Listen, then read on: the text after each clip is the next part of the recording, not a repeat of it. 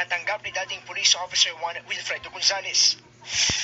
Ayon sa Philippine National Police, nasa mahigit kalahating milyong piso ang nakuha ni Gonzales na magretiro siya sa serbisyo noong 2016 matapos nang maabot ang mandatory retirement age na 56. Nakabinbin pa noon ang ilang kasong administratibo at kriminal laban kay Gonzales tulad ng grave misconduct, grave abuse at conduct on becoming a police officer. Pero mula raw nang lumabas ang dismissal order laban sa kanya nitong 2018, nahinto na ang mga benepisyo ni Gonzales. We will be taking civil action against him.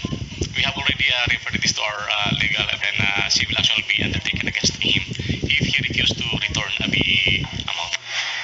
Kaugnay niyan, nagsampa naman ng patong-patong na reklamo si Attorney Raymond Fortun sa Quezon City People's Law Enforcement Board o PLEB. Laban nito sa 3 tauhan ng QCPD Traffic Sector 4 na naunang rumisponde sa insidente. Nahaharap sila ngayon sa reklamong oppression o pang-aapi, irregularidad sa kanilang trabaho at incompetence o kawalan ng angkop na kakayahan sa pagganap ng tungkulin.